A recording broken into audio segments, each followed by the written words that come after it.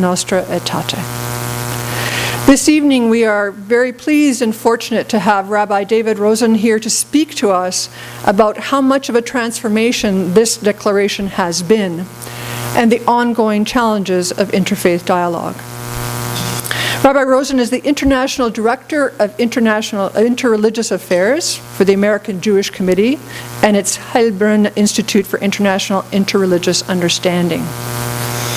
He was born and educated in Britain. He continued his advanced rabbinic studies in Israel, which is where he received his ordination.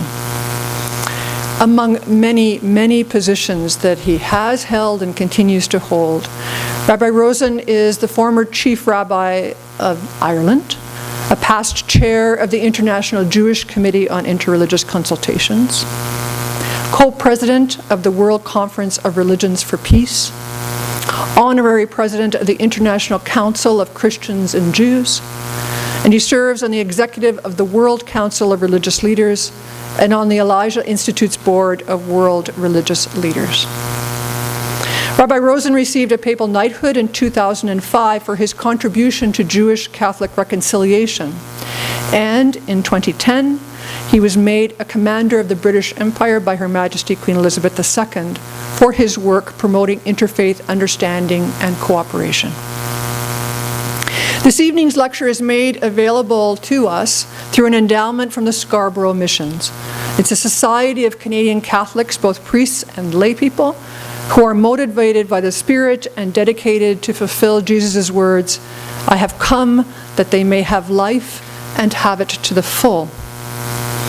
Among its many commitments, Scarborough Missions says that it seeks to encounter and to celebrate God's presence in the life, history, culture, and faiths of the people among whom we live.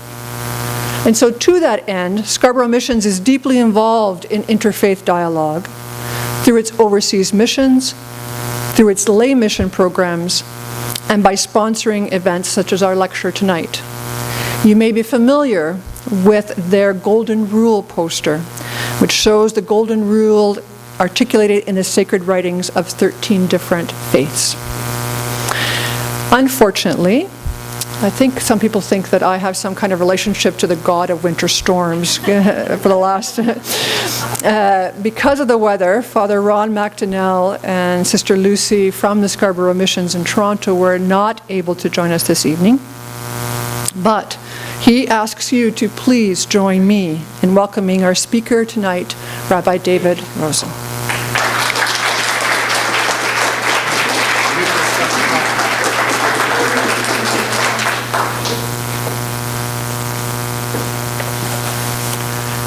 Thank you very much. I'm delighted to be here with you in new territory for me, but I'm sure not with, even though with new faces, not in a sense with new hearts, because in effect we're celebrating one of the most remarkable transformations in relationships in human history. In fact,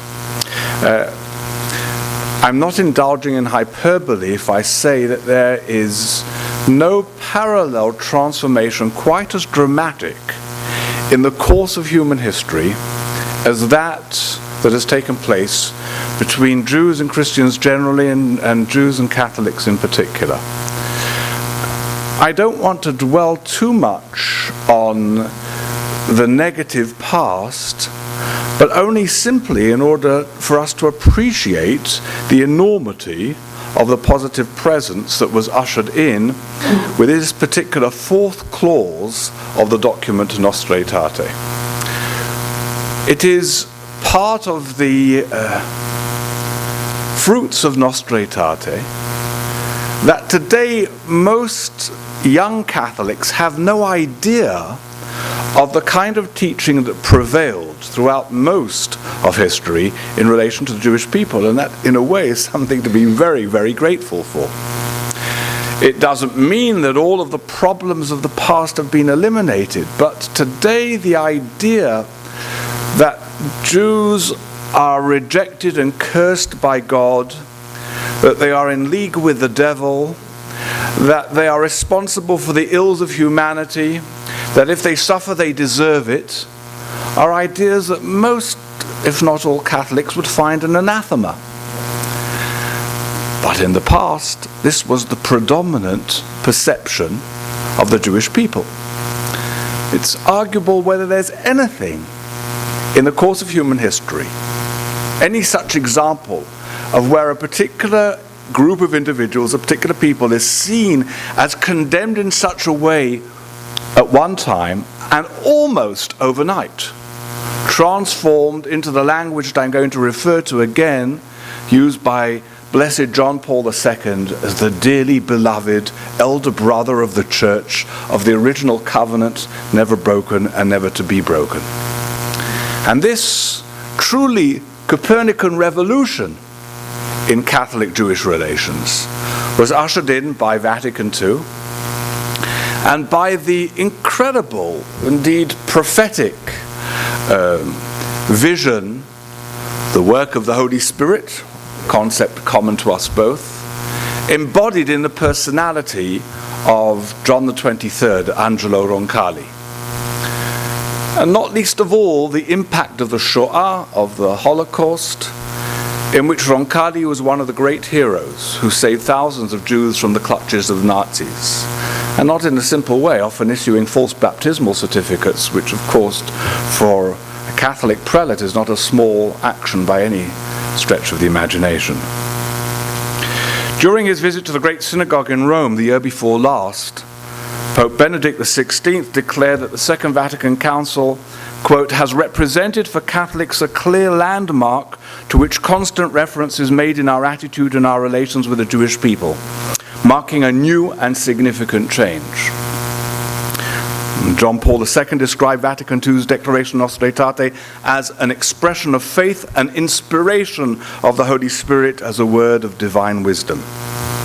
And Cardinal Walter Kasper, former president of the Holy See's Commission for Religious Relations with Jewry, described the impact of Nostra Aetate as an astonishing transformation in the Church's approach to the Jewish people. The Nostra Aetate was only promulgated in 1965 after the death of Blessed John the 23rd. And as I say, it was profoundly impacted by the Shoah. In substance, it totally rejected the portrayal of the Jews as collectively guilty for the death of Jesus at the time, let alone in perpetuity. Actually, it was reaffirming the articulated position of the Council of Trent, though this appeared to have had little impact on popular perceptions of Jews down the ages. But more Nostra Aetate pointedly acknowledges the Church's indebtedness to Judaism, declaring that in the latter, quote, the beginnings of the Church's faith and her election are already found. In marked distinction to the past prevalent idea of the Church having replaced the Jewish people, the document describes Christians as included in the patriarch Abraham's call. Moreover, this indebtedness is not presented as a thing of the past, but on the basis of Paul's image of the Church as the wild olive branch grafted onto the root of the people of Israel. Nostra Aetate presents this relationship in the present tense, asserting that the Church cannot forget that she draws the sustenance from the root of the good olive tree. Dr. Eugene Fisher, the former director for Catholic-Jewish Relations to the United States Conference of Catholic Bishops, noted in this regard that Nostra Aetate resolves an internal Christian debate regarding Romans 9, verses 4 to 5, where Paul refers to the divine election and gifts granted to the Jewish people. The tense of the verb used in the Greek is not clear and could be translated in the past tense. Nostra Aetate, however, uses the present tense and clarifies that the Jewish people have the adoption as sons, and the glory and the covenant and the law and the worship and the promise. Dr. Fisher points out the enormous significance of this, quote, for if God's covenant remains valid for the Jews today as much as in biblical times, then the Jews cannot legitimately be described as unfaithful, blind, or legalistic in remaining faithful to it. Rather, Jews practicing Judaism must be honored by Christians precisely for their faithfulness, and in this way Christians honor God's faithfulness to his promises. Thus, Nostra Aetate, in positively affirming the unbroken covenant between God and the Jewish people, eliminated in one stroke, as it were, any derogatory view of the Jewish people, and also any theological objections to the idea of the return of the Jewish people to its ancestral homeland and to sovereignty within it. Father John Paul Likovsky has stated that in returning to Romans 9:11 as its exclusive scriptural source, Nostra Aetate in fact indicated that the Church is now taking up where Paul left off, in his insistence that Jews remain part of the covenant after the resurrection, despite the theological ambiguity involved, and I might say theological complexity. The late Cardinal Johannes Willebrands, the first president of the Pontifical Commission for Religious Relations with Jewry, gave special emphasis to the particular sentence in Nostra Aetate, which is repeated in the Council's major constitution on the Church in the modern world, Lumen Gentium. Quote, "As the Church ponders the mystery of salvation of all mankind in Christ, she is able to affirm the deep spiritual bond between Jews and Christians within God's loving plan for the redemption of the world." Dr. Fisher highlights the daring theological nature of this statement, in which Christians are called, quote, "to see the Church as not alone in the unfolding and proclamation of the divine mysteries, but to view another religion, and one traditionally pilloried by Christians, as the Church's special partner within God's redemptive design, using sacred terminology normally reserved for the sacraments themselves, such as mystery of salvation, spiritual bond, to describe the relationship between the Church and the Jewish people.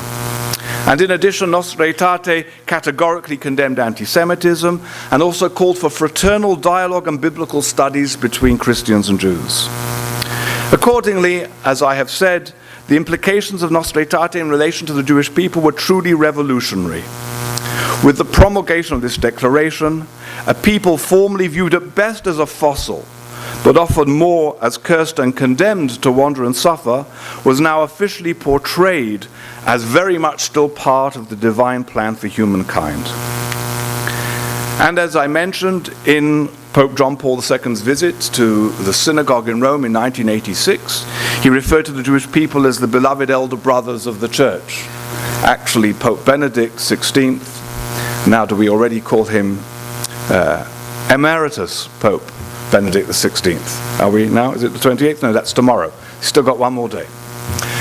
Pope Benedict XVI has actually given a very fraternal critique of this phrase, elder brothers. He suggested that perhaps it's not without its own problematic nature, because if you look at the biblical narrative, the elder brother tends to get the rather rough end of the wedge, and therefore Benedict suggested that maybe it would be better to talk of the parentage of the Jewish people for the Church. On one of the many occasions where I was privileged to meet with Blessed John Paul II, was a prayer for the Balkans in Assisi in 1991. And there, as the head of the Jewish delegation that was there, I was received by him on the Sunday morning. And as I came into his apartments, he greeted me and he said, "You know, I have said, you are our dearly elder brother of the original covenant, never broken and never to be broken." This phrase does not just reflect a transformation in attitude and teaching towards the Jews. It also posits profound questions for the Church. How is the Church to understand itself, its role and its relationship with the Jewish people, if the divine covenant with the latter is still valid? And Pope Benedict XVI has also acknowledged extensively in his writings that the Church has still to fully discover all the implications of Nostra Aetate for its own theology. Since Nostra Aetate, there have been a number of significant milestones. There were the guidelines on Nostra Aetate produced by the Pontifical Council for Commission for Religious Relations with the Jewry. And in 1985, there were the Notes on Preaching and Teaching in Catechesis, produced by the same office. All significant developments. And there have been, in addition, documents on the Church and racism that has a particular section devoted to the questions of anti-Semitism and of anti-Zionism. There's been a document on the Shoah, we remember, and of course the enormous amount of writings and of statements by Blessed John Paul II himself. Dr. Fisher has noted that in Pope John Paul II's statement that I quoted concerning God's covenant with the Jewish people, and in calling for a joint mission of witness in the name of one God by Jews and Christians in and for the world, he sought in effect to resolve the question of abrogation and supersession in favor of a concept of mutual esteem, and cast into an entirely new framework the ancient question of proselytism and conversion. It appeared to many, though, that this was thrown into question with Pope Benedict XVI's motu proprio, providing for a wider, extensive recitation of the Latin liturgy, including in the Triduum, a prayer for the conversion of the Jews. But in his clarifications, above all through a letter from Cardinal Bertone to the chief rabbis of Israel, and I serve the chief rabbinate of Israel as an honorary advisor on interfaith relations, therefore I was intimately involved in this process, Benedict XVI explained that the prayer was an eschatological one, directed to the Almighty, that with a full and complete messianic redemption, the seemingly irreconcilable differences between a Jewish and Christian faiths would somehow be resolved. He furthermore reiterated categorically the Church's opposition to any proselytizing amongst Jews, and that the Church has in fact no so-called mission to the Jews. Cardinal Walter Kasper pointed out that in effect Benedict XVI was simply reiterating Paul's affirmation of the Church's relationship with the Jewish people as a mystery to be resolved by the Almighty himself. Yet this stunning transformation in Catholic-Jewish relations has not been uniformly internalized, universally. The degree depends to a large extent upon the sociological context. In North America, where one has vibrant Catholic and Jewish communities living alongside one another, as minorities but still feeling themselves to be totally part of the society in which they live, there we have seen the most dramatic internalization of this revolution.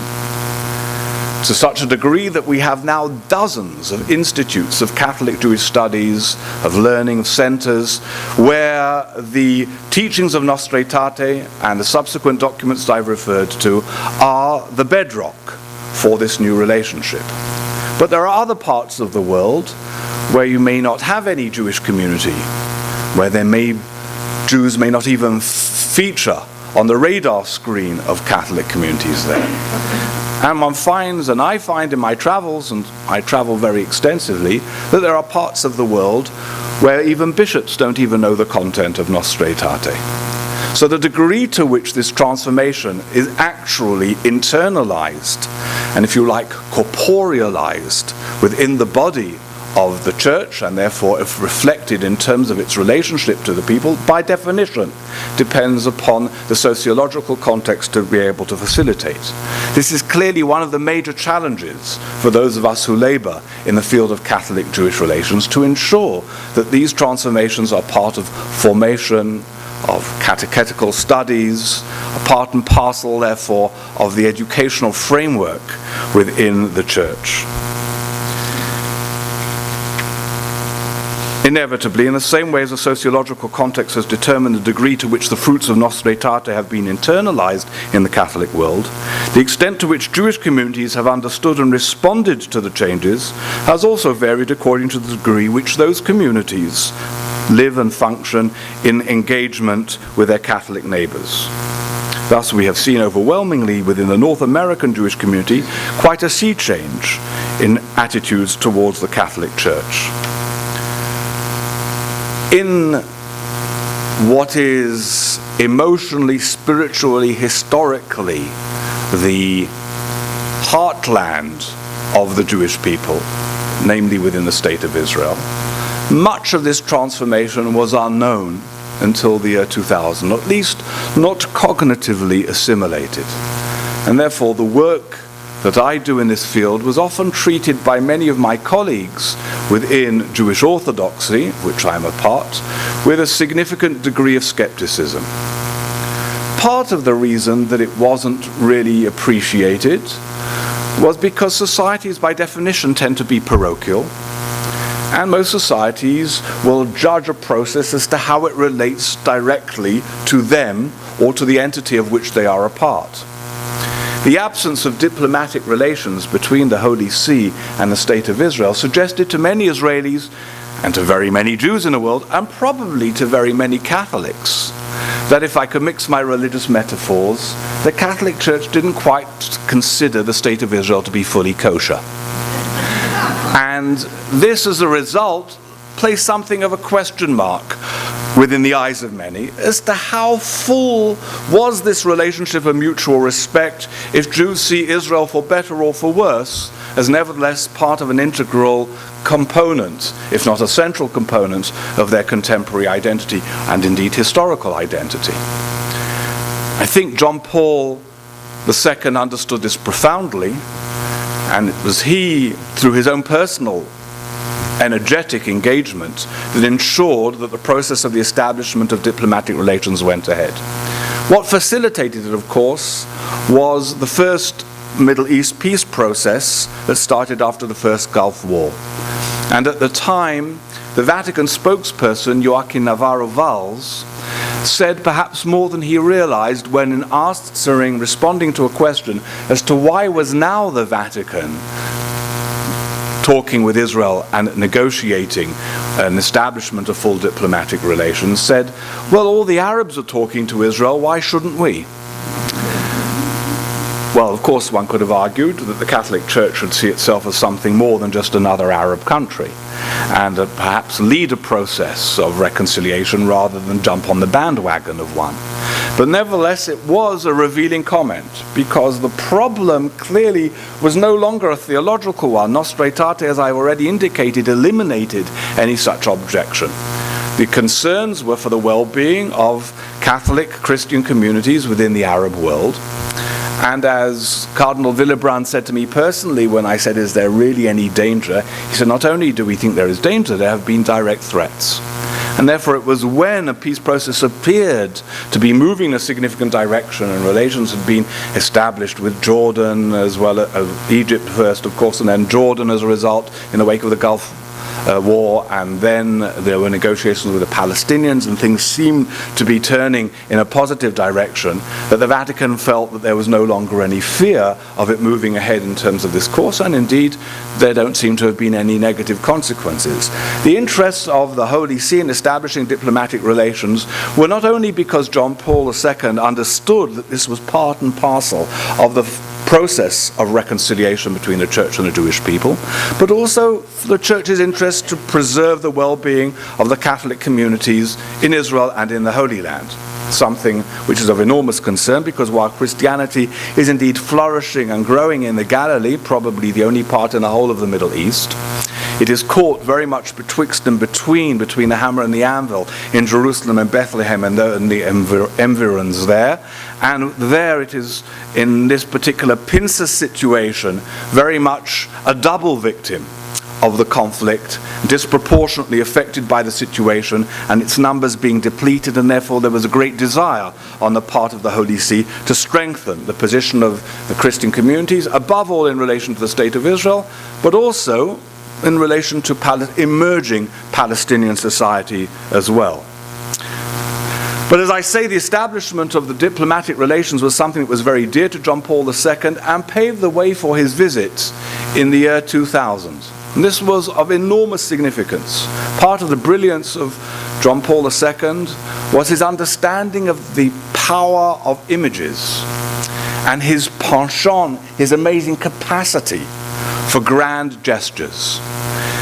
In a way, it's a little bit of a sweet irony that it took a pope from behind the Iron Curtain to fully appreciate the potential of Madison Avenue advertising. But it was precisely when he went to the synagogue in Rome in 1986 that people who had never heard of Nostra Aetate, had never known of any guidelines or of notes on preaching and teaching on Ketis, who had never read a document we remember on the Shoah, who don't even read documents at all, could see that there had been a transformation, a dramatic transformation in this relationship. And even more so when John Paul II in the year 2000, now as a state visit facilitated by these relations, visited Israel as part and parcel of his pilgrimage to the Holy Land. For Israelis to see the head of the Catholic Church in tearful solidarity with Jewish suffering at Yad Vashem at the Holocaust Memorial, where they learned of stories of how he had saved children as a novice and how as a bishop actually returned children to their natural Jewish parents against the wishes of adoptive Catholic parents who had saved these children and had them baptized.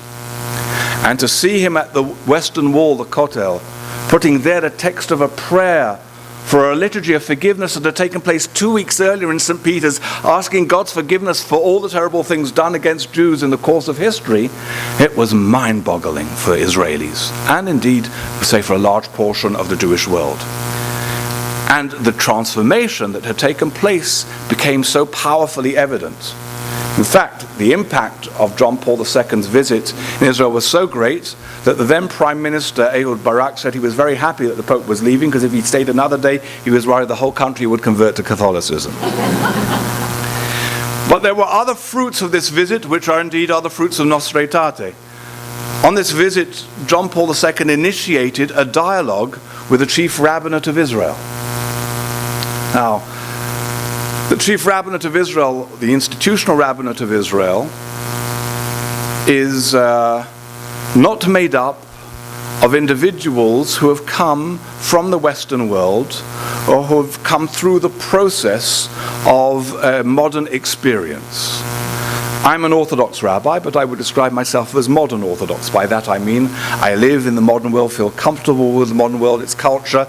You might have even recognized that I know a few modern songs from my piano playing there. But my colleagues with the institutional rabbinate in Israel, I would describe as pre-modern Orthodox. They are not totally comfortable with the modern world. Most of them don't even have a proper secular education. In that sense, they are much more reflective of the Muslim world around us in which we live in the Middle East. And they don't actually have committees for dialogue with other kinds of Jews. So when a Pope came along and said, you know, there are other structures that represent the Jewish people in relation to the Holy See, but I would like us to have a direct bilateral commission for dialogue between the Chief Rabbinate of Israel and the Holy See, they were rather stunned. But when a Pope asks you for something, it's rather difficult to say no. So one of my mantras is that I'm the beneficiary of other people's ignorance and other people's absence. When the State of Israel started the contacts with the Vatican, so there was a recognition on the part of the State of Israel on the other side of the table were not only diplomats and legal experts, but men of the cloth. So it would be a good idea if on the Jewish side there would be somebody who at least knows the difference between a Catholic and a Protestant, if not between the sons of light and the sons of darkness. So I was brought in as part of the team that negotiated the establishment of those relations. When the Pope meets with the chief rabbis and says, I want a bilateral commission for dialogue, they need an Orthodox rabbi who, again, at least knows the difference between a Catholic and a Protestant. And therefore, as a result, I become the advisor, honorary advisor to the Chief Rabbinate of Israel, in which has been an amazing process in which this institutional Chief Rabbinate and its incumbents have been not only brought into the process of dialogue with a deep intensity, but it's opened up their perceptions and their awareness of the world outside quite dramatically and led to many other fruits. We now have a formal bilateral commission with the Holy See that meets every year, 1 year in Jerusalem, 1 year in Rome. As a result of that, there is also now a bilateral commission with the Anglican Communion through the Archbishop of Canterbury, 1 year in Lambeth and 1 year in Jerusalem. It also helped facilitate 3 world conferences of imams and rabbis of peace that we have had. And last but not least, it helped facilitate the establishment of a Council of the Religious Institutions of the Holy Land, which for the first time is a body that brings together, first time in the course of 1.5 millennia, the heads of the Muslim, Christian, and Jewish communities in the Holy Land, which is both pathetic and wonderful. Pathetic that it's only been able to happen now. Wonderful that despite all the difficulties of the political reality in the Middle East and in the Holy Land, the heads of the Sharia courts of the Palestinian Authority, the Minister of Waqf of Religious Affairs, together with the Chief Rabbinate of Israel and its delegation, and all the patriarchs and the bishops sit in one particular body that has 3 declared purposes: to keep open avenues of communication between the religious leadership and the Holy Land, to combat incitement and bigotry, and to be able to respond together against any assault at any one religion. And finally, all the religious leaders declared desire to support initiatives to bring an end to the conflict so that 2 peoples and 3 faiths may flourish in the land. In the first two respects, the Council has been moderately successful, both certainly in keeping open avenues of communication and responding to the challenges. With regards to the third, I'm afraid that we have no good news to be able to broadcast, primarily because secular politicians aren't terribly interested in being able to engage the religious authorities. Not that I cannot completely understand that. Of course, terrible things are done in the name of religion, but it's a complete fallacy to think because religion is abused, therefore the way to be able to deal with it is to try to ignore it. If you don't want religion to be part of the problem, you need to make sure that it's part of the solution, and that understanding has not yet dawned on our politicians, nor on the politicians that can really broker such a possible peace process to a successful end, namely in particular from the United States. But this council is very much part of the fruit of Nostra Aetate because it comes out of that visit of John Paul II, which itself comes out of the Second Vatican Council. The 50 years since the commencement of Vatican II have seen, as I have already indicated, and as most of you know, a remarkable reckoning of the soul on the part of the Church and its rediscovery of its unique relationship with Judaism and the Jewish people, which itself is now at the beginning of its own reappraisal of this relationship. Jewish response has appeared in a number of documents, but arguably the most well-known was the 2001 declaration Dabru Emet, the Hebrew words for speak the truth, signed by hundreds of rabbis, primarily from the United States, and clearly it was designed here and intended for North American consumption. The statement, which was one of a Jewish religious reappraisal of Christianity, and received a remarkably warm response from Christian leaders. Rabbi Irving Greenberg has described Judaism and Christianity as two midrashim, homiletical expositions on a common text, the Hebrew Bible. And this appears to me to be quite a useful formula from a Jewish perspective in our Jewish encounter with Christianity. One of the things it implies is that we can, and I believe should, be able to illumine one another in our own understanding of our religious heritage and teaching. This has generally not been possible for us in the past as a result of the pain and burden of our tragic historical experience of Christianity, nurtured by rivalry, degenerating into contempt and persecution, which prevented us from being able to view any aspect of Christian teaching and even the historical person of Jesus of Nazareth in a positive light. But even more significant, this perception or this challenge to look at Christianity as a parallel response to a shared text challenges Jews to understand Christianity in the sense of having a special relationship with Judaism. It's clear, as all the documents that we have referred to before affirm, that the Church sees itself as in a unique relationship with the Jewish people. Indeed, Benedict XVI has reiterated John Paul II's comments that we have a relationship with Judaism and Jewry that is incomparable to any other relationship with any other faith.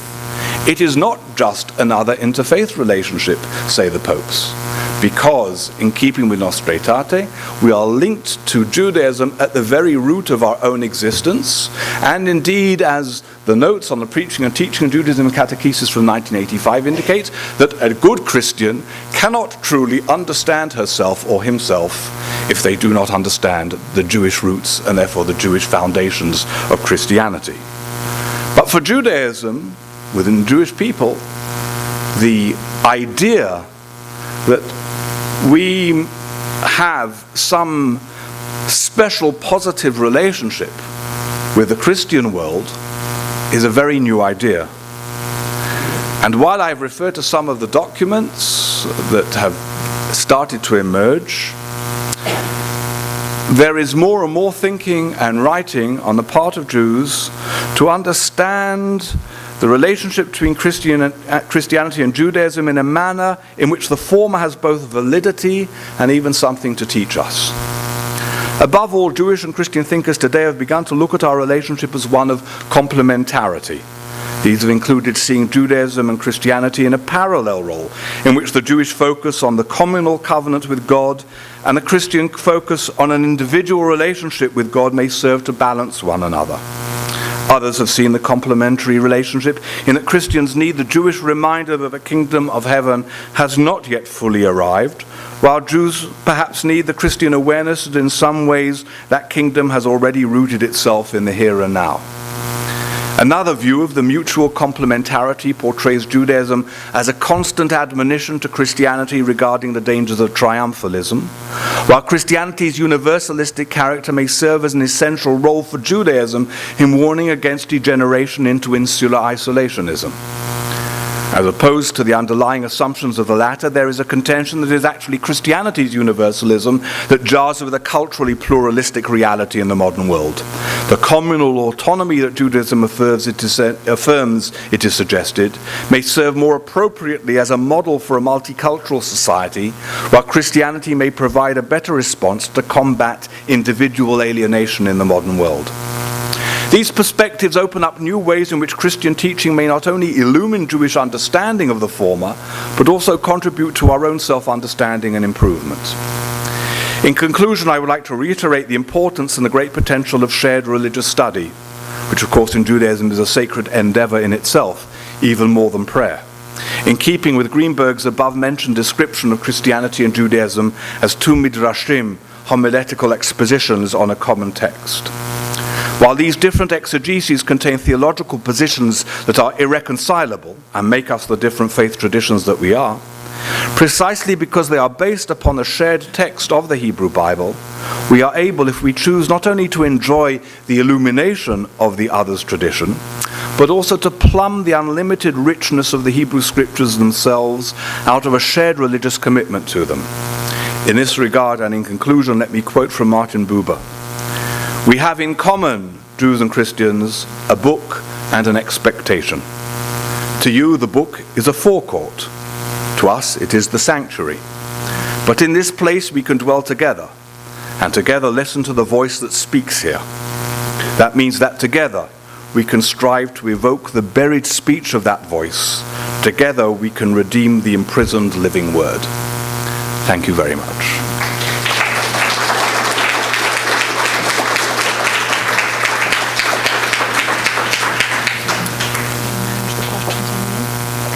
They'll be more interested. Yeah, Rabbi Rosen is looking forward to lots of conversation and questions. So please, there are microphones on each side. You can just come up and he'll manage those questions. I do ask you to stay concise and on the point so we can get as many people in conversation with him as possible. Thank you. And please don't pull your punches. I'm your captive rabbi, and I'm your captive Israeli rabbi for the evening. And of course this is a significant man, probably, as you heard, if you'll excuse me repeating the boast, not probably, I am the only Israeli papal knight, and the only Orthodox rabbi who is a papal knight. And as this is a very significant moment in the time in terms of the history of the Catholic Church, you might be interested in some of my takes on this, especially as I have known Pope Benedict for 22 years. So, I think the lady was first. Absolutely, of course. Actually, my only encounter with Pope Benedict, actually at the time Cardinal Ratzinger was in Jerusalem, at Notre Dame de Jerusalem, as he was preparing for the Jubilee. I was very interested in what you had to say about complementarity and midrashim in reflecting on Scripture. I noticed as you were speaking that there was lots of interweaving of Jewry and Judaism and the state of Israel. Just recently here in Canada, our federal government has appointed an office on religious freedom. And I was wondering if you might comment a bit on the state of religious freedom, religious liberty in the state of Israel now. So, I had a very nice dinner before I came into the hall. One of the points of conversation and one of my observations was that in the state of Israel today we have religious pluralism, and religious freedom, but we don't have Jewish pluralism, and therefore there are limits on Jewish freedoms. This is a bit of an irony, which doesn't really encumber or provide any encumbrance on the lives of the majority of the Jewish community, but it's a fascinating development. So let me backtrack. This is a very complex subject, and I could have given a very long, still can, but I don't think you have the patience for it, very long lecture on that. The relationship between Israel is a secular democracy. What does that mean? That means that all, regardless of your race, color, creed, or sex, you are equal before the law as far as the courts are concerned, and of course as far as equality of franchise is concerned. This doesn't mean that there aren't problems of discrimination in Israeli society, which I'm also happy to address, but as far as the law is concerned, it is a state of all its citizens, even though it describes itself as a Jewish democratic state, which also begs the question of what that means as well, but let's put that aside for the moment. The relationship between state and religion, however, was one inherited from the longest rulers in the Holy Land, who were quite arguably the most successful rulers, at least in handling the population, precisely because they didn't interfere in their religious commitments. And those were the Ottomans, the Ottoman Turks, who ruled for exactly 400 years. And they had a system known as millet, semi-autonomous religious cultural groupings. And therefore, as long as the Ottomans controlled natural resources, foreign policy, access, etc., your respective communities could handle all the internal matters of your respective communities. And therefore that meant marriage, divorce, membership of the communities, matters of personal status. This was continued by the British as an occupying power. And when the State of Israel was established, just as in the State of Jordan, and in fact in all the Middle Eastern states, there's a little bit of a difference in Lebanon, but it's a limited difference. There's of course a big difference in Cyprus, which is the exception to the rule. But other than that, all the Muslim states in the area continue this system in which there is no civil marriage. And that's probably the biggest flaw in Israel's democratic structure, is that if you want to marry across confessional lines, you have to go abroad. The state will recognize marriages performed abroad because it's a modern state, but if a Muslim and a Christian, or Christian and a Jew, or a Muslim and a Jew fall in love, they cannot get married in Israel unless one converts to a religion of another. So that is probably the biggest flaw in the democratic structure, as it limits the individual choice. Now, the system, therefore, the Ottoman system that was enshrined, accepted by Israel, operates, therefore recognizes, because under the Ottomans there were already 10 Christian denominations in the land, Israel added 2 more, and there are now 12 recognized Christian denominations. So if you're a Christian living in the Holy Land, you have virtually no problems of finding your particular alternative to suit your particular denominational needs. And even if you are not from one of those 12 recognized, they will accommodate other denominations, many of them will. From the Muslim point of view, our Muslim population, which is 20% of the country, is almost entirely Sunni Muslim. There's really no Shia community to speak of. There is no serious religious reform movement that is seeking for an alternative to the power of the traditional Sunni courts. Israel is probably the only Western democracy that I know of that actually maintains Sharia law and courts and pays the judges to service the needs of the Muslims within Israeli society.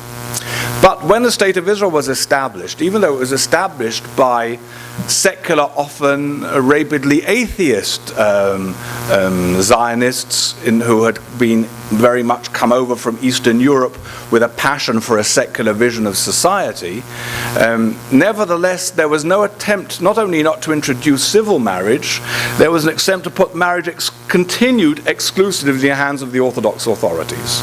Well, part of the reason for that is there were no real significant non-Orthodox communities, and those that were non-Orthodox were generally, as I say, not interested in religion at all, and therefore happy to leave it in the hands of the traditional Orthodox authorities. What this means, however, is today that the Orthodox establishment, which as I described it is not so modern in its world outlook, has exclusive control over matters of personal status relating to Jews in Israel.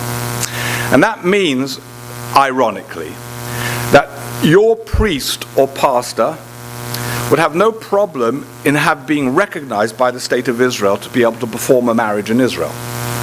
But the rabbis of 90% of North American Jewry have no status and will therefore have no legitimacy and no permit to perform a marriage in Israel. And therefore there is, as I say, more freedom in that many respects structurally for Christians and Muslims than there is for many Jews. Now, probably the majority of Israeli Jews would be happy with civil marriage. The vast majority probably don't care about liberal Judaism, because liberal Judaism in all its forms, reform, progressive, conservative, is very much a product of the Western world, and most Israelis have not come through that particular process. But nevertheless, it's certainly arguably the most serious limitation and lacuna in terms of the question of freedom of religion in Israel. So we can say that as far as freedom of religions in Israel, the story is quite good. As far as freedom for the diversity of Judaism is concerned, it leaves a lot to be desired. Please. So, can you say something about the fact that there are so many Christians who are living in Palestine behind the walls that the Israeli government has built? Yes, I can. I can first of all say that the most important thing, which is it's a very distressing situation, and I'm happy to elaborate on that if anybody needs to know. But the reason for it is a very simple one. In 1990, in the year 2000, the Second Intifada broke out. And this Palestinian uprising, as opposed to the first one, was a very violent one. And suicide bombing leading to blowing up buses and carnage in the streets of Israel was a daily occurrence. I'm going to tell you a couple of personal stories, but not because they're any particularly significant, but simply because they're personal. One day, I was lucky to be alive. I was basically alive by thanks to 1 minute. I'd passed where a bomb went off, where I had just been a minute before, but even though I was quite a distance, the impact of it threw my car into the car in front of me. My car was a write-off, but thankfully I was not injured. Another day, I didn't know whether I had a daughter. My second daughter, I knew, was taking a bus from the central bus station. There was a bus bomb that killed men, women and children at the bus station. Of course, once something like that happens, you can't get onto your phone. All the phones are down. There's completely a situation. So it was about 6 or 7 hours before I made contact with her. So for that time, I didn't know whether she was alive or dead. Now, those kind of stories were typical within Israeli society. And as a result, and I'm not minimizing it in the slightest, the distress and suffering that Palestinians have to undergo as a result of this conflict. But the impact of the Second Intifada on Israeli society was enormously traumatic and evoked and, of course, intensified all the traumas of which we are, if you like, the historical recipients and maybe sometimes the nurturers. And you know the famous one, just because we're paranoid doesn't mean they're not trying to kill us. And so this had a very profound impact. Now, the left wing, the mainstream of Israeli society said, well, you the government, and this time Ariel Sharon had assumed power, have the responsibility to protect us, and you should build a wall. The right wing, Ariel Sharon in particular, were opposed to building a wall. So we don't want to build a wall. Why didn't they want to build a wall? Because the moment you build a wall, more or less you've defined your eastern border, and that they didn't want to do. So eventually, however, the pressure from the society was so great that they did. And I would say that the responsibility to build that wall was probably a moral obligation. I think it's morally not only right, just, but obligatory in order to protect your society. However, the way in which it has been done is highly problematic. And the Supreme Court of Israel has already directed the military to change the route of the wall in a number of places where it impacts very deleteriously upon Palestinian farmers and their capacities to be able to live a normal life. The problem with the root of the wall is that most military structures in the world are not very flexible. And therefore, they try to do what's going to serve their interests as easily as possible. And the military built this wall according to the municipal boundaries of Jerusalem from decades ago, which have of course changed in terms of the practical reality on the ground. And thus, the root of the wall in Jerusalem in particular is, I would say, particularly brutal and distressing. And very many Israelis are very active in trying to do what they can to be able to see whether there's any possibility to change it. I just say that generally, that's with regards to the population in East Jerusalem. Now, Christians are disproportionately affected because Christians live disproportionately on the intersection between East and West Jerusalem, and particularly on the ridge from the Mount of Olives, from Bethany, going around then to Bethlehem. And therefore, they are doubly impacted by this wall, and therefore it is a serious contribution to the distress that they face on a regular basis. If there is a terrorist warning or threat and there is a border closure, then often it's not only communities, therefore, are not able to come together, often families can't even come together, and Christians are disproportionately affected by that. And obviously the Israeli guards and their military are not going to ask them what their confession is, as from their point of view they're part of a potential Arab hostile population, and therefore they have a responsibility to protect Israeli society. In the meantime, Palestinian society is understandably increasingly militantized in its struggle for its own independence. In where there is militancy, then that tends to come with religious militancy, and therefore you have increased Islamic militancy, and Christians are affected by that as within the Palestinian territories. So in that sense, the Christians within the East Jerusalem, Bethlehem areas are damned if they do, damned if they don't. They're literally between the hammer and the anvil. It's an impossible situation. And they are disproportionately in the tourist trade.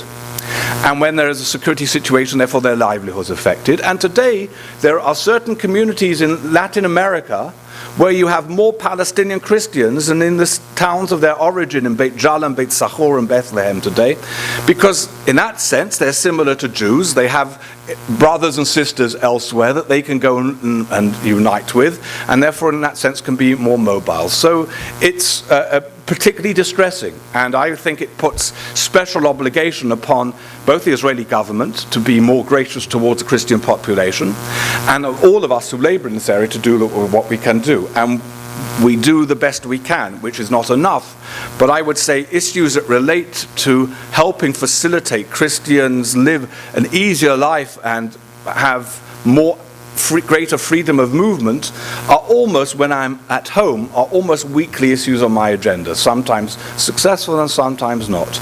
But the situation of Christians in East Jerusalem and Bethlehem and Ramallah area and all around there are in a way paradigmatic of the need to be able to find a political resolution to the conflict between Israel and Palestine. Israel needs it because time's not on Israel's side.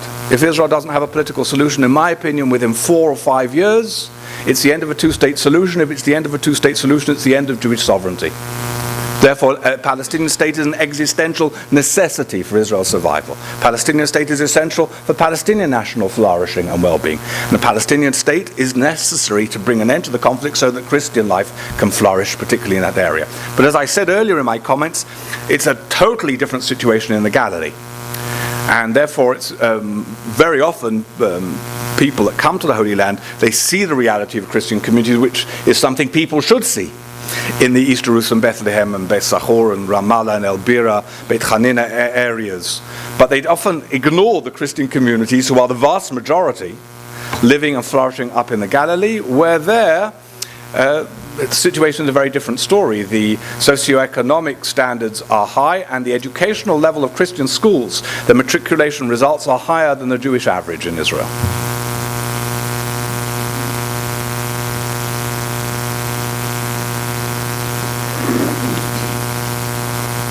I have a question. You mentioned that this is really a historic almost 24-hour period for the Catholic Church.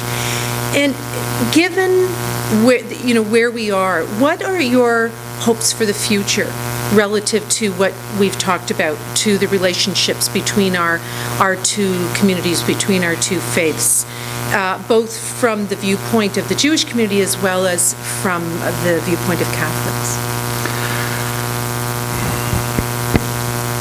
So I think we will look back on the papacy of Benedict XVI in terms of Catholic-Jewish relations as a very important confirmation and consolidation of the trailblazing initiatives of John Paul II. Because you could have said John Paul II's visit to the synagogue in Rome in 1986 and his visit to the Holy Land and meeting with Israel's highest elected officials and its religious leaders in the year 2000 were the idiosyncratic initiatives of a particular pope who had a particular personal history, which he grew up with Jews, had Jewish friends, where the tragedy of the Shoah was something personal for him, as both Poland as well as for that which happened to the communities that he knew, and therefore he had this special love and special commitment and special dedication. The fact that Benedict XVI, a German pope, but one with no background in terms of this relationship, which probably didn't meet Jews even until he was already now a bishop, or maybe as a professor he'd met one or two, but they weren't really there much on his radar screen. The fact that he has not only committed himself from day one in virtually his opening speech to following the path of John Paul II and received a delegation which I was a part of, representing the Jewish people before he'd even received from any other denomination, and visited more synagogues than John Paul II, which most people don't know, and received more groups, Jewish groups, than John Paul II in the course of his 8 years, which people also don't seem to know. The fact that he went in his footsteps literally, both to the synagogue in Rome and to Israel, in effect made these actions no longer the idiosyncratic actions of one pope, but almost actions that are enshrined within the fabric of the church. I think it's going to be very difficult for his successor to be able to ignore those. Basically, the news in terms of Catholic-Jewish relations is so good that I don't think that it's even feasible to imagine any kind of backsliding. I don't think it's possible. These things are, as I say, certainly in terms of documents, the teachings of the Magisterium are enshrined within the fabric of the church. However, it is questionable as to whether Benedict XVI's successor will have the same energy and interest in this relationship as both Benedict and certainly John Paul II had. It's not impossible. There are many, I hear many Jewish voices that say, if a pope comes from Latin America or from Africa, then the issue of Catholic-Jewish relations is going to be of very little interest to him. I think these are rather silly generalizations. It says there are popes from Europe for whom this might not be a major issue as well, and I know many cardinals from Latin America and Africa for whom the Jewish-Catholic relationship is very important, and in fact on a basis that's probably more valuable than simply the question of the memory of the Shoah. Because as important as the memory of the Shoah is concerned, the basis for Catholic-Jewish relations cannot be the tragic past, let alone, God forbid, the sense of guilt for it. It must be rooted within a sense of our common patrimony, to utilize the language of Nostra Aetate, and that sense of that special relationship. And so I think it's impossible to generalize in that regard. But as I say, I would be surprised if any pope is going to show that same degree of commitment in some intensity. But many would say it's not necessary anyway, so he doesn't meet so many Jewish groups, so he doesn't visit so many synagogues. Okay, so Catholic Church is not just the Pope. The fruits of Nostra Aetate are to be found out in the grassroots, in those different communities, and that's where the real work needs to be done. So as I said, one of my comments in passing was that one of the real challenges needs to be how we then take the Olympian heights truly down to the grassroots everywhere and internalize that in terms of our educational programs. These are challenges to the Jewish community as well. Jewish community is only just, as I said, beginning to get over its historical hang-ups in relation to the Christian world. To be able to introduce understanding Christianity into Jewish educational structures is a very revolutionary idea. In the United States, the organization for which I'm responsible for all its interfaith work around the world, AJC, has a program together with dioceses of the Catholic Church, many across the country, that's called, with typical North American penchant for acronyms, CJEEP, which stands for Catholic Jewish Educational Enrichment Program, in which priests and nuns go into Jewish day schools, and rabbis are going into Catholic parochial schools. Now, the only place where that could happen is in North America. There's no way that that could be done in Europe, and certainly we're a long way from being able to do that in Israel. But it's a process, and it's a process that we've got to work towards, to a deeper understanding and a greater celebration and love for one another. And that's, I think, the most important challenge. From the point of view of the Catholic Church itself, I mean, it's rather presumptuous of me to comment, but it seems to me that this is a very momentous time, far more for the Catholic Church itself than in terms of Catholic-Jewish relations. Catholic-Jewish relations, I think, are on an even keel. One of the great ironies of history is today that in the debates that rack the church between, for simplicity's sake, between the liberals and the conservatives, the one issue that unites them is a positive attitude towards the Jews. I mean, that's such a historical irony. And of course it comes from a different motive. There's what I call the horizontal approach and the vertical approach. The horizontal, which is the liberal approach, says we have to open up our arms to embrace the world, and the Jews are first. But essentially there's no fundamental qualitative distinction between them and everyone else we have to embrace. The vertical, which is the conservative approach, says there's only, which is Benedict's approach, is there's only one true church. And even Protestants are branches that have gone off with a kilter from the main church, and then of course Islam is a fruit that's fallen off. But Jews are the roots. And therefore we have a relationship with the Jews that is like absolutely no other. And in that, even though it's a more narrow approach, it's actually qualitative, fundamentally different with regards to Jews and Judaism. But the irony is positive each way. And therefore I don't think that's anything Jews need to worry, whether it's a conservative pope next or a liberal pope next. But in terms of the Catholic Church itself, I think if one is going to see the continuity of Benedict's approach embodied in a successor, then it's going to be a very big challenge for the more liberal elements within the Catholic Church. And I think that could lead to some kind of crisis. That's why I think that the College of Cardinals in a conclave is likely to look for one whom they will see as a reconciler, who will have legitimate, acceptable Orthodox credentials, but be seen as having certain liberal tendencies. And somebody who, and probably another preoccupation in the conclave is going to be a good manager, because that's what Benedict certainly wasn't. And he actually was honest about it from the beginning. He said, I don't know how to do this. And I'm afraid he didn't choose the best people either for the key managerial responsibilities. So this, I think, is obviously going to be an issue of preoccupation as well. So I think this is a momentous choice in terms of the future of the Catholic Church. Maybe we can ask him to attend the conclave? There are many people who are asking me that, and there are already some who suspect I'm more Catholic than Jewish, so I get into a bit of a trouble over that. Just have a question. One of my colleagues who's Jewish, I was asked if she wanted to be able to come tonight. But anyway, she was quoted an article that was in the National Post, and I don't read the National Post. And your comments about your optimism were much appreciated, but she was talking about a Cardinal, Andres Rodriguez Maradiaga.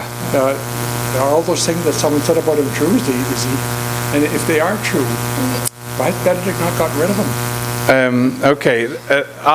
So I don't suppose you all know this story. This is a very important charismatic cardinal of Honduras, who is considered to be papabile, or possible papal candidate.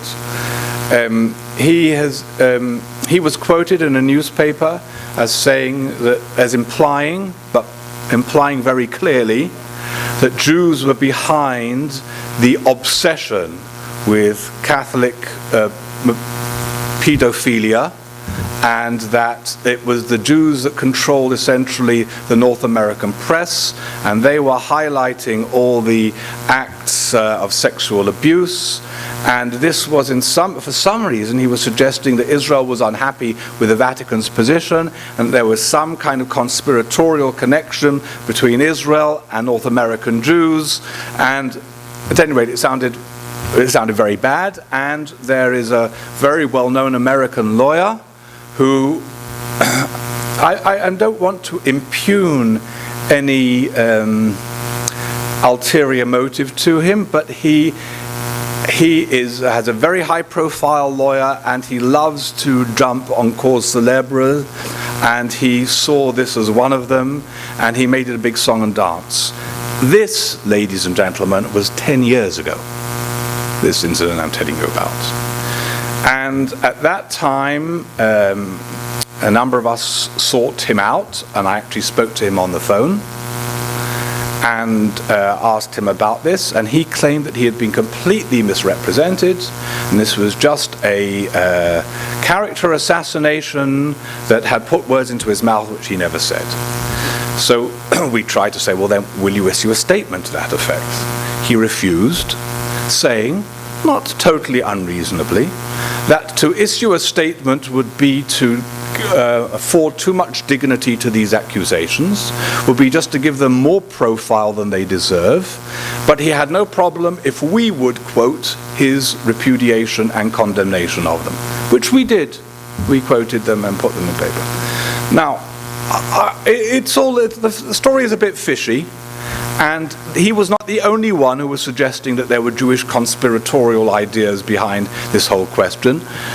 Jews, for better or for worse, I don't know how it can be for better, but for worse, are a convenient historical scapegoat. And, it's like the situation within Russia particularly, when Jewish businessmen were accused that therefore all Jews are arch-capitalists, and then because there were Jews within communist leadership, Jews were accused of all being communists. I mean, you're damned if you do, damned if you don't, depending upon which people area. So once again, it's just these kind of generalizations.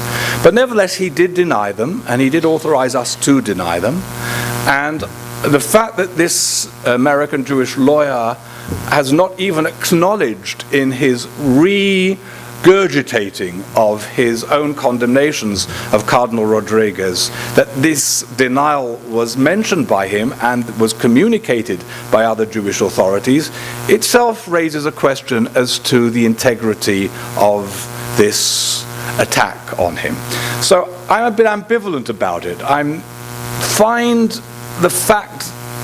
not totally convinced by the Cardinal's complete denial of the accusations, but I think it's our responsibility to accept it on its face value, and I think that a regurgitation of these allegations is irresponsible and not at all healthy.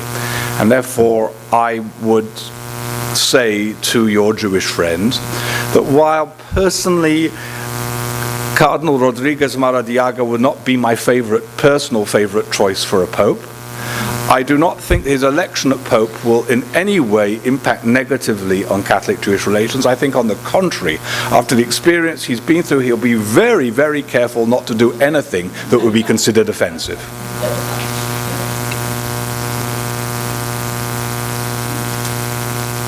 Well, this is sort of a follow-up to the wall question. I'm going to begin start by saying that I think our national anthem should be, "O Canada, our home on native land." So when I ask the question about settlers or settlements, I want us to keep that in mind.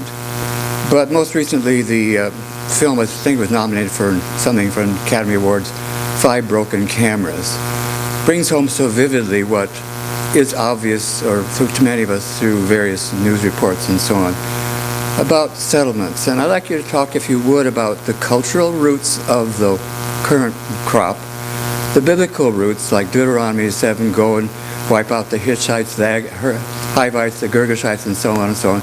I can see the biblical roots of that. Yes, it's in the Bible. We can do it. So if you just talk a little bit about that, it would be appreciated. Sure. So I actually think there are three questions that you raised in your one question. One is the question, therefore, of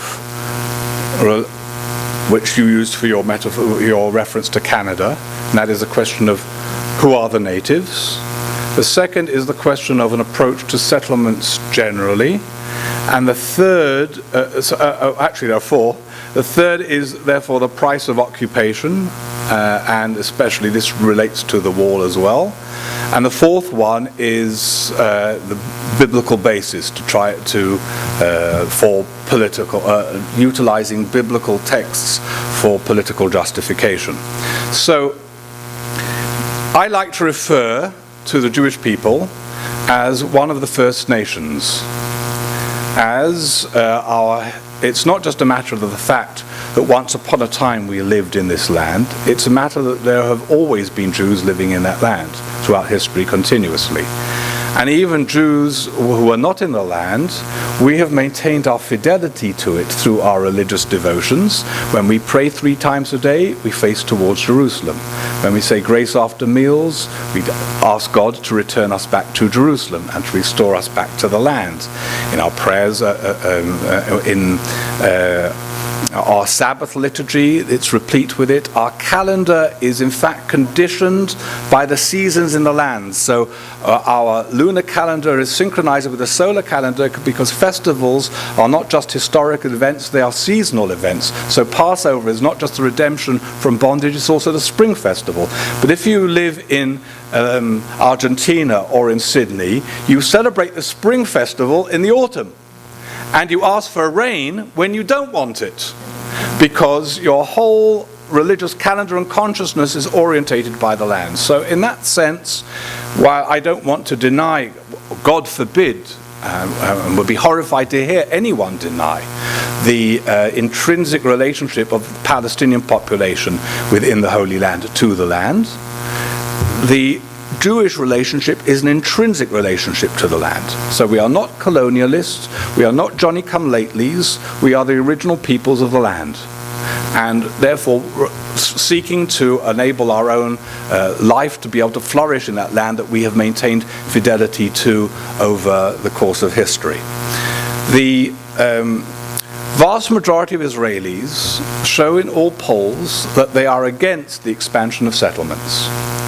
It's virtually the same number that says they want a 2-state solution, which is about 70%. It begs the question of why settlements continue to expand, and that has to do, unfortunately, with the nature of Israeli coalition government, in which there has never been any one party that's been able to rule alone, and therefore small parties that represent sectorial, minor sectorial interests are able to demand a disproportionate price, and often what in effect is an anti-democratic price, in as much as what they get paid out for, this is whether it relates to the ultra-Orthodox for their own institutions or to the religious nationalist settler elements, often at the expense of the majority, because these are significant financial costs.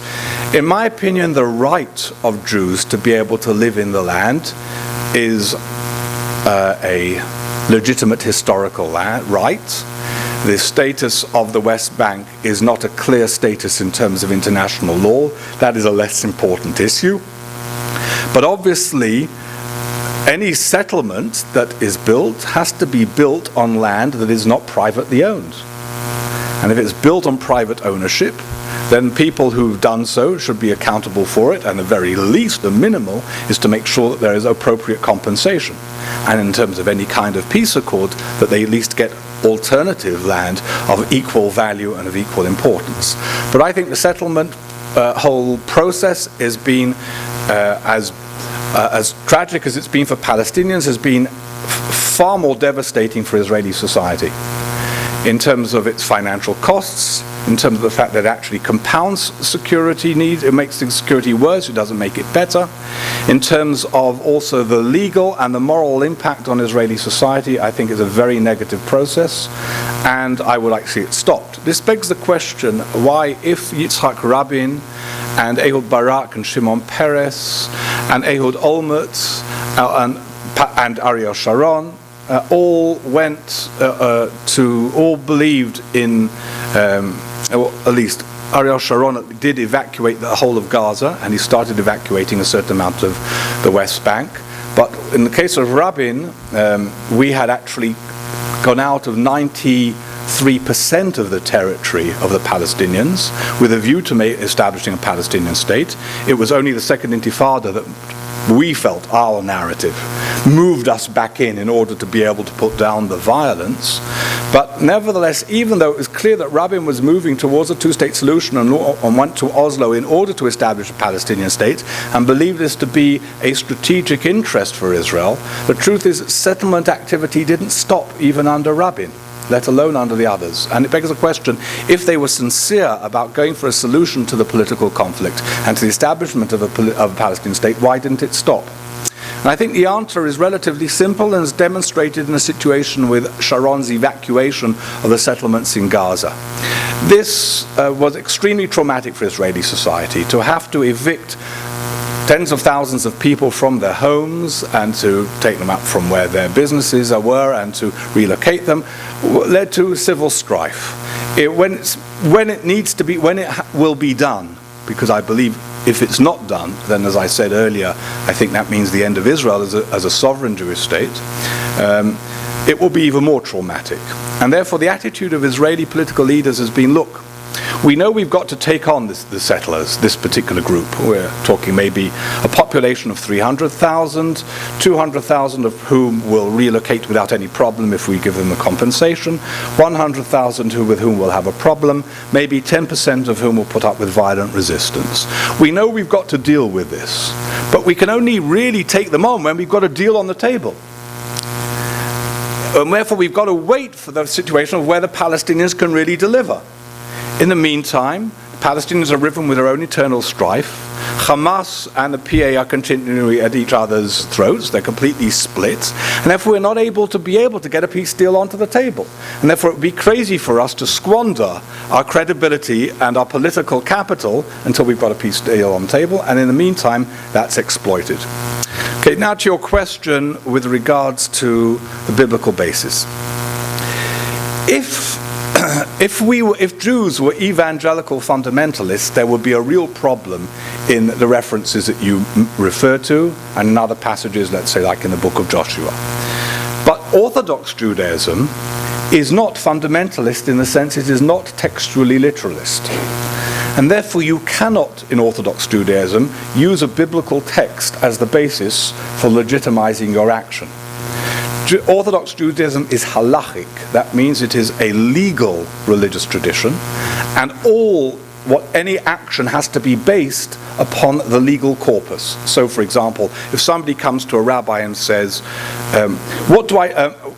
my wife and I, we can't have children. There is this option of artificial insemination. Is it permitted? Is it forbidden? Maybe it's obligatory in my case. A rabbi cannot say, there is a verse in the Bible that says ABC and therefore it's okay or it's not okay. And he certainly can't say, God appeared to me in a dream and said this or said that, or by virtue of my sacramental authority, which he doesn't have anyway, I say this or I say that. No. In Orthodox tradition, you have to be able to reason your response on the basis of the text, on the basis of Talmud, of commentaries, which of course are rooted in the biblical text, etc. According to the halacha, the corpus of Jewish law, already within the Talmud and classified and codified by Maimonides, the 7 nations that you refer to, the Canaanites, Jebusites and Girgashites, don't exist anymore. And therefore it's impossible, halachically, to apply any such text to the contemporary context. And therefore, there is no halachic justification for any act of dispossession of anybody on the land. The only argument, and here's the real problem, and this is the problem that happens to deal with all forms of religious militancy, and especially with Islamist militants as well. If Bin Laden were alive and were with us here, and you were to say to him, does Islam favor killing innocent people? He would say, of course not. And he would say, well, why have you done it? He would say, I have simply performed an act of self-defense. Because the West is essentially attacking me, it denies my legitimacy, and therefore it's my responsibility to defend. So this is the problem. What and where is self-defense? And self-defense is used as an argument. And many of those militants amongst the settlers not only believe that they have the legitimate right to be there, and sometimes delude themselves into thinking the land that they are on was not privately owned, but was simply state land. In some cases it is, but in some cases it isn't. They also believe, genuinely, as much as we may condemn it, that Palestinian society as a whole, not just the militants, are hell-bent on the destruction of Israeli society and the denial of the right of Jewish presence to be there. And therefore, for them, actions which we would deplore are rationalized on the basis of self-defense, but not on the basis of the dispossession of the Girgashites, the Canaanites, or Jebusites.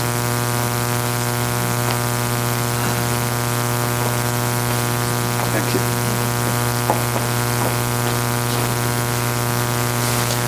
I feel like we just have to take a... Thank you so much you've given us. I'd like to invite forward Dr. Catherine Bergman, President of St. Jerome's University, to formally thank Dr. Rosen on our behalf.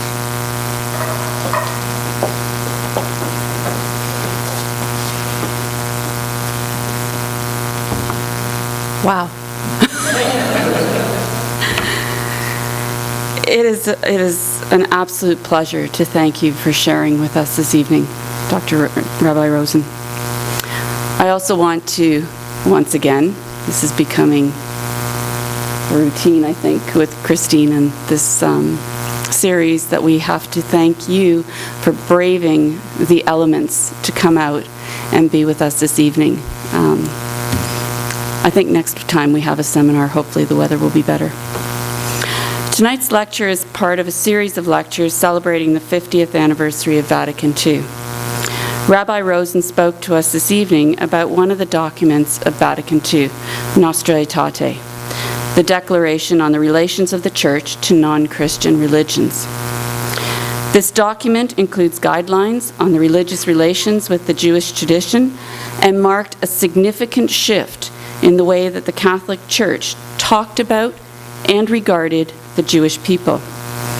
As discussed by Rabbi Rosen, this document had a tremendous impact, not only at the time of Vatican II, but is of ongoing importance to sustaining Christian-Jewish relations, and in particular, Catholic-Jewish relations. It also serves as a possible model for dialogue with other Christian traditions. Catholic universities, confident in the understanding that the Church has come to accept that there are multiple ways of understanding, embrace diversity and openness. This is both an opportunity and a challenge to our Catholic university. The challenge is to make a home for all, while giving a priority to our own faith traditions. The opportunity to respect and learn from traditions other than our own can serve to deepen our understanding of our own faith. At St. Jerome's, we embrace and celebrate diversity and openness. Our students come from a variety of cultural and spiritual backgrounds and are nurtured by a diverse community of faculty, staff, and administrators. At St. Jerome's, we promote opportunities to respect and learn from traditions other than our own. This evening, our presenter has reminded us of the importance of learning from and respecting traditions other than our own. This allows us to deepen and strengthen our own faith so that we can come to understand and admire the faith traditions of others. Please join me this evening in thanking our most wonderful speaker, Rabbi David Rosen.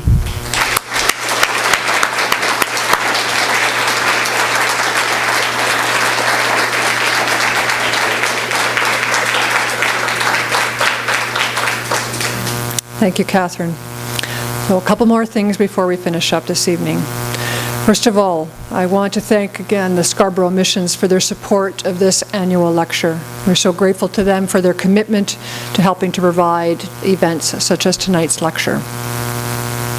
A reminder to you that you can sign up in the foyer if you want to receive the latest information about our series and receive reminder emails about upcoming speakers. Every year, St. Jerome's University is pleased to present this provocative program of speakers to you. And we are able to do so at no charge thanks to the generosity of partners and supporters. And so if you would like to support the lectures, there are donation envelopes, some of them around in the room and in the foyer. And thank you so much to all who give so generously to us. There are a number of wonderful fairly traded products available for sale in the foyer by our Social Justice Committee. Wordsworth Books is with us again, and so they have books available for you in terms of tonight's lecture theme and also the larger lecture series. And finally, our next lecture will take place on Friday, March the 15th. Dr. Tariq Ramadan will be here to speak to us about the Arab awakening, Islam, and the new Middle East. Dr. Ramadan will be drawing from his recent book of the same title to explore with us how Muslim countries can bring together Islam, pluralism, and democracy without betraying their identity. Now, we expect, I'm already getting lots of requests for information about this lecture, so we expect that there will be a significant number of people interested in attending Dr. Ramadan's lecture. So, for this lecture this year, we are asking you to reserve your seat ahead of time. No cost, we just need to make sure we have seats for everyone. So, for those of you that are here tonight, in the foyer, the same place where you can sign up for email reminders, there is a sheet there that you can sign up, and we'll get that information to the lecture series assistant, Cynthia, and she will begin to keep track.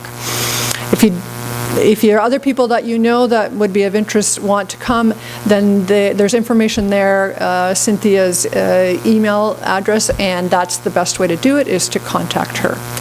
If you are on our mailing list already and get reminders, we are going to include a form that you can fill on. So when we send you the reminder for the Ramadan lecture, that will be included. Anyway, so lots of ways for you to make sure that you reserve a seat for that lecture. Now, I really do hope that you will join us and bring people with you for what I can tell you. I've listened to a number of lectures of his. It will be a very engaging and provocative talk. So thank you again for coming this evening. Please have a very safe trip home. And until next time, good night.